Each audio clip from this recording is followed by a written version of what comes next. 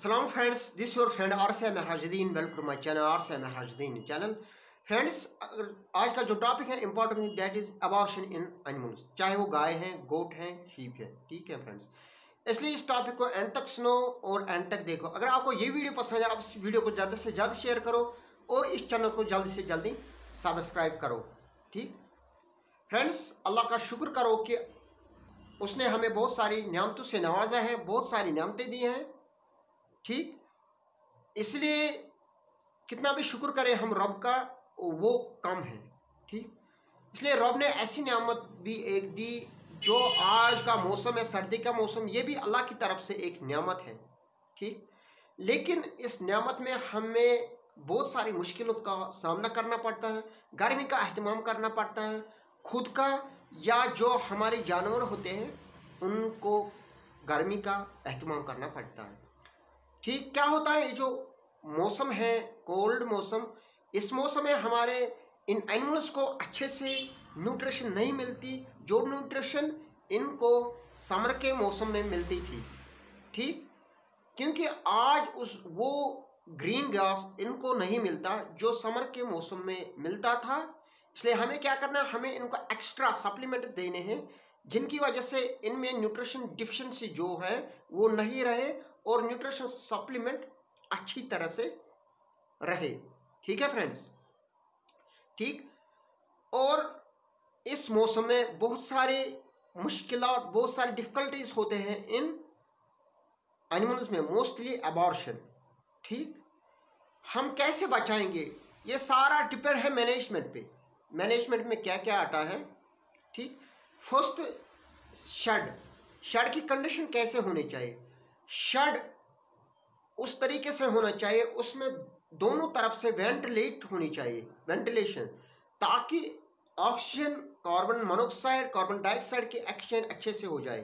ठीक, और उसमें सैनिटेशन होनी चाहिए, उसमें गर्मी का एहतमाम होना चाहिए इस विंटर मौसम में। ठीक, ताकि एनिमल को सर्दी न लगे, उसमें ग्रोथ की कमी न हो। ठीक, इसके बाद है feeding management. Good quality feed होनी चाहिए, जिससे हमारा एनिमल ग्रोथ अच्छे से दिखाए और वो फिर बाद में अच्छे प्रोडक्ट दे, यानी मिल्क या उसका बच्चा या मीट। ठीक, अगर हम न्यूट्रिशन देखें, न्यूट्रिशन हम क्या देते हैं, फीड देते हैं या चोकर देते हैं, सोयाबीन देते हैं। ठीक, अगर हम देखेंगे फीड कितनी होनी चाहिए, कंसनट्रेटेड बड़े एनिमल के लिए 5 केजी से 10 केजी तक होने चाहिए, और रफेज देखें तो 15 केजी तक। पानी बड़े एनिमल के लिए 25 लीटर से 30 लीटर तक। इसी तरह छोटे एनिमल के लिए 1 केजी से 1.5 केजी तक कंसनट्रेटेड, रफेज 5 केजी तक। पानी जो है वो 1 लीटर से 3 लीटर तक होना चाहिए। यह हो गया फीडिंग, लेकिन गुड क्वालिटी फीडिंग।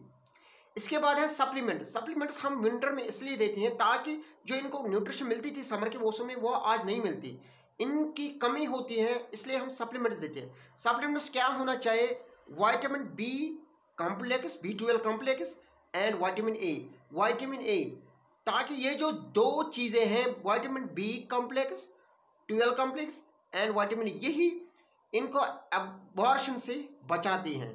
ठीक, विंटर में, या अगर प्रेग्नेंट हो दिस गांव,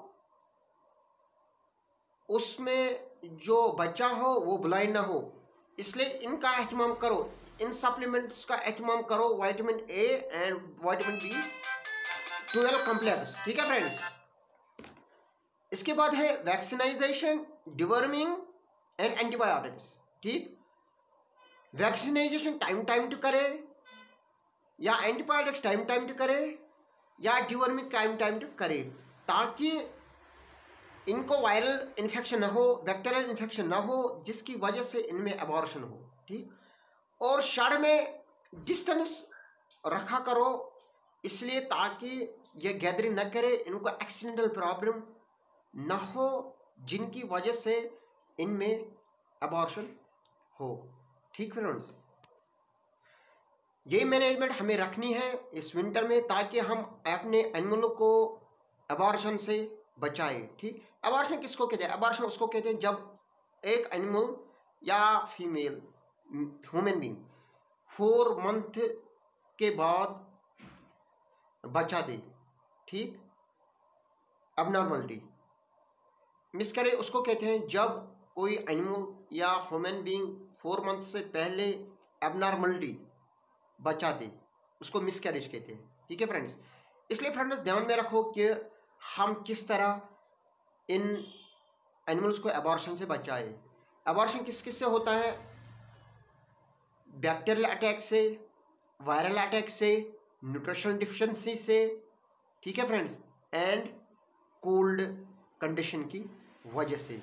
असल में इतनी या एक्सीडेंटल प्रॉब्लम से होती हैं, इतनी कॉजेस होते हैं एबॉर्शन के लिए। इसलिए याद रखो कि हम किस तरह मैनेजमेंट करें, कौन सी कंडीशन रखें अपने एनिमल को ताकि ये एबॉर्शन से बच जाए, ठीक है फ्रेंड्स।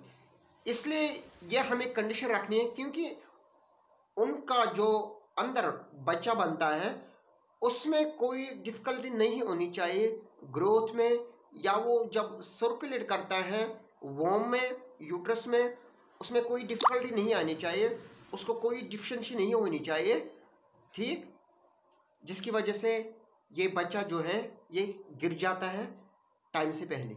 Thank you.